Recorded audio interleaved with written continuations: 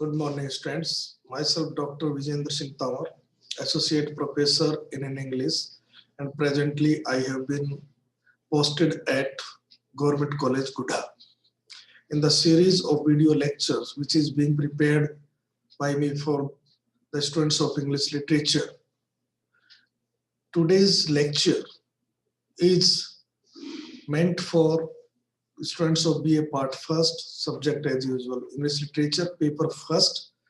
And the topic which has been discussed in this video is the explanation of fourth and fifth stanza, that is lines 34 to 55 of Taruda's famous poem, Our Casuarina Tree.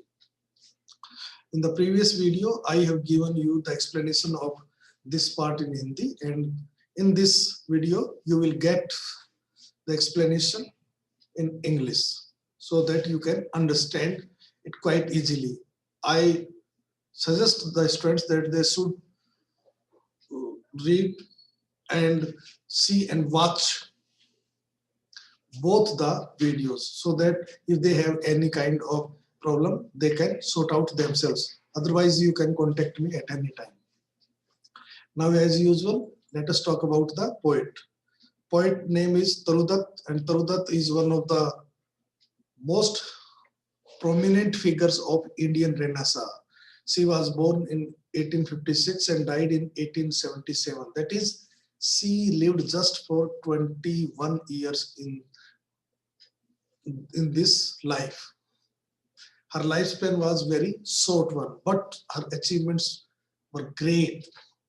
That is why she is regarded as one of the greatest writers of English literature, who will be remembered for ages for the eternal charm in her works. She was a versatile genius. She was a poet, novelist, translator, and whatnot. Though she died at a very young age of 21, she had left behind an immense collection of prose and poetry. That is, she was a versatile genius. She wrote both poems and also prose works. Her works are skillfully crafted, that is structured, written, composed, you can say, which reflect the experiences of a young mind and have an intrinsic power, which is the characteristics of good literature. She was well versed not only in English, but also French, German, and Sanskrit. She knew many languages. She was a remarkable young woman of her time, and for the very reason she is remembered even after 1.5 century.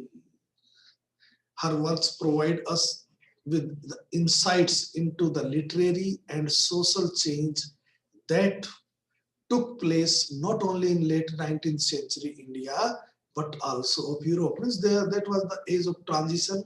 Many changes were taking place in both the fields of social field as well as literary field. And her works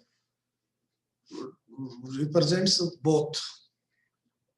She translated modern French poetry into English and collected a sheaf gleaned in French fields and it was published in 1875, about which a great critic said that if our French poems were entirely lost, we can reconstruct many poems from the works of Taruda. Means it was a great tribute to her talent. As we know, Tarudat was born in a Hindu family in 1856. Her father was Govind Chandra Dutt, but he came under the influence of Christianity, and in 1862, he, along with all the family members, adopted Christianity. That is, they became Christians. And unfortunate, we can say, that all the three brother and sister, that is Taru, Aru, and Abzu, they were suffering from a disease called tuberculosis, that is TB.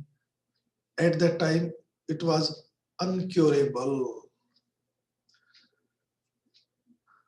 So in 1866 or 64, our brother died. Then in 1868, she and her sister Aru, father, they all went to visit the Europe. There they visited France, England, Italy, etc. That is European country. And she was such a talented writer that she learned French, English, and she often gave lecture also when she attended the college in England. She was an Hindu before adopting Christianity. So they were having influence of Hinduism, particularly Sanskrit literature. So she also wrote on Indian themes and sang of India's heroes and heroines. For example, Savitri, Satyavan, Sita, Lakshman, Dhruv, Eklavya, Dasrath, Prahlad, and her father, and his father Hiranyakashipu. She also wrote on these characters poems. However, this sheaf gleaned in Sanskrit fields came out in 1882. When it was published in 1882 posthumously, means after her death. And the title which was given to that anthology was Ancient Ballads and Legends of Hindustan. The present poem has been taken, Our Casuarina Tree, from this anthology.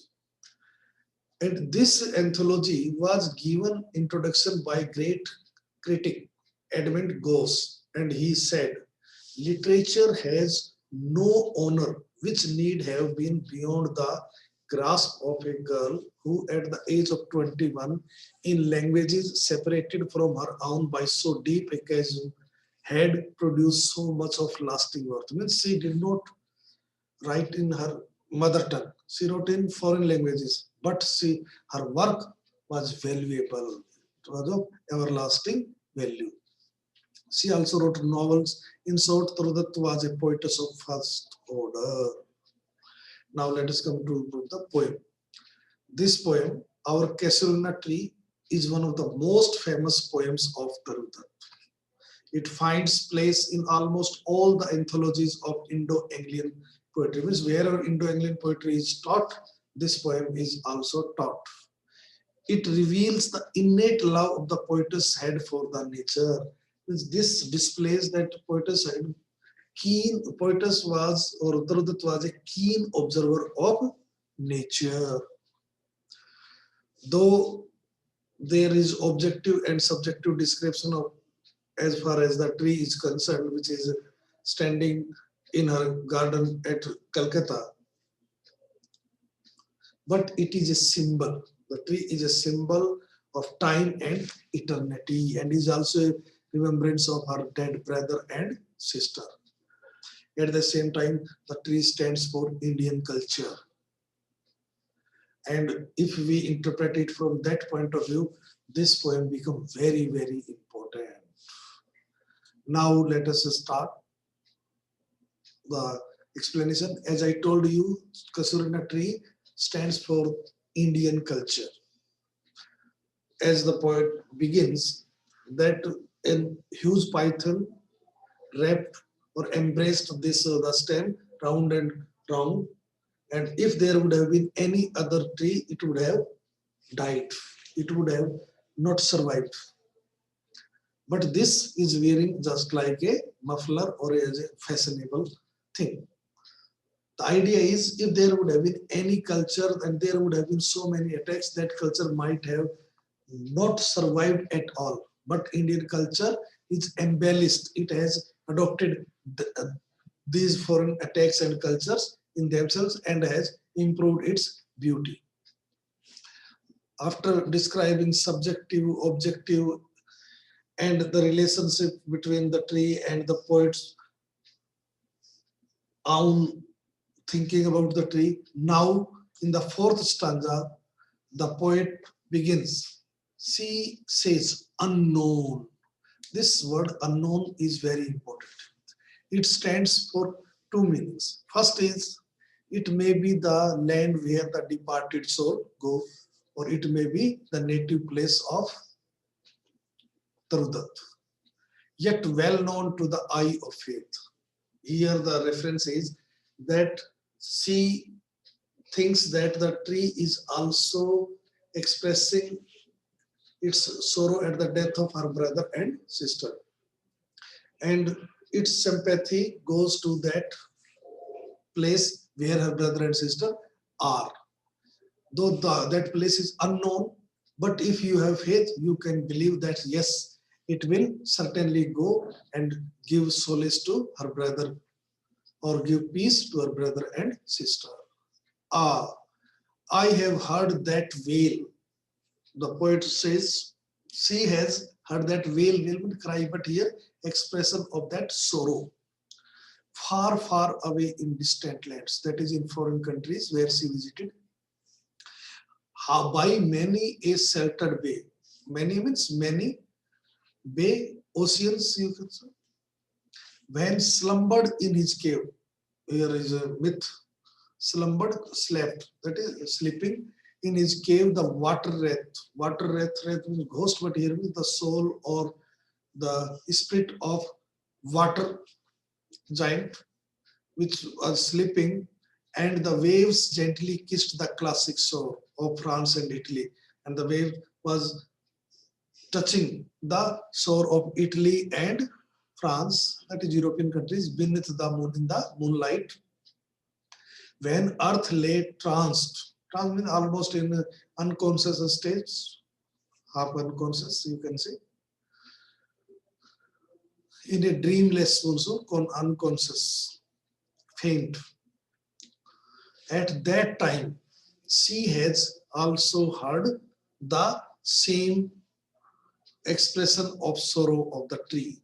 When she was in a foreign countries, she is making a story that when she was in not in the company of the Casuarina, but she was in a foreign country near the ocean or sea beach where the waves again striking and produce the same kind of sound which the poet thinks is the expression of grief at the death of her brother and sister. So, and every time the music rose, whenever she heard this music, this expression of sorrow, she finds before mine inner vision rose a form sublime, a beautiful, a great, excellent, beautiful image comes before her inner eyes. Thy form, and that image is thy form. Thy means your. You are here referring to Casuarina tree. That Casuarina tree comes before her inner eyes. O tree, as in my happy prime. The same kind of image which she, when she was very happy, I saw thee in my own beloved native climate. When she saw Casuarina tree in her own native place in the same climate where she used to live in Calcutta. Means whereas though she was in foreign country, but she heard the sound produced by the sea waves by striking against the pebbles, and the image of the tree came before her. In this way, she establishes a kind of universalism to the Casuarina tree. Let us now see what the explanation says. The fourth stanza that is just we have finished is highly philosophical. It is a philosophical statement in this stanza. The poet observes, the poet states, what is unknown yet well known to the eyes of faith. What is the meaning? Here, term unknown denotes not simply the native home of the poet, but also the word of departed soul, means who are dead, whose souls go away from the earth. A man who has the eye of faith can see the unknown as well as known. Yoga also says that when a man has an unwavering faith, means firm faith in the existence of the divinity, through the art of meditation and poetry, nothing remains unknown to him in the universe. Means if a person is achieving yoga, then he can achieve anything, because he lives on the plane of consciousness, usually felt as a vacuum of transcendental stage of samadhi. This is what exactly Tarudat feels here. Interestingly, Tarud's mystical and spiritual approach to poetry is centered to her profound knowledge of great Sanskrit epics and scriptures, that is holy books. The music which Taru refers here is not an ordinary music which we hear in our day-to-day life. It is a music of soul, which once it is attained, never dies and continues to vibrate with the highest percipience in the mind of the seeker. Tarudat is not like the skylark of Sally, the scorner of the ground, that is escapist. She is not trying to run away from the reality, but she is the skylark of Wordsworth, a pilgrim of the sky. Means after visiting, it will come back and does not despise earth where cares abound, where worries are filled with. The last stanza, keeping all these things in view, the poet makes a statement. She says, therefore, I fain, gladly, happily, or willingly under circumstances, would consecrate, would dedicate formally a layman song. She would happily dedicate a song unto thy honor. In the honor of thy means your tree, on your in the honor of the tree, she would like to dedicate one song, beloved of those, because the tree was the loved of those who now in blessed sleep for a repose, forever repose, resting, who are now resting forever. They are blessed soul, that is her brother and her sister. Dearer than life to me, alas were they. They were very dearer to her than her own life. She used to love her brother and sister more than her own life. Mayest thou, now she wishes, mayest mean may thou, that is tree, be numbered, you may be counted when my days are gone, when the poet is dead, that is after the death of the poet, the tree should be remembered with deathless trees, with immortal trees like those in Borodale. Borodale is a place in a Lake District in England, and there grew yew trees, and Wordsworth made them famous. Before that, no one knew about yew trees. Same is the thinking of Tarudat. She says she is also willing to make them immortal, under whose awful branches lingered will. Means under the branches of this tree, there stayed pale fear, different kind of feeling, as they were suffering from tuberculosis, so they have all kinds of fear that they will die very soon, trembling of, they were hopeless, they were no firm of death and the skeleton, they were pining away, becoming weaker and weaker, and time the shadow with the time was no, can say, just like shadow become unimportant as they do not have any much time.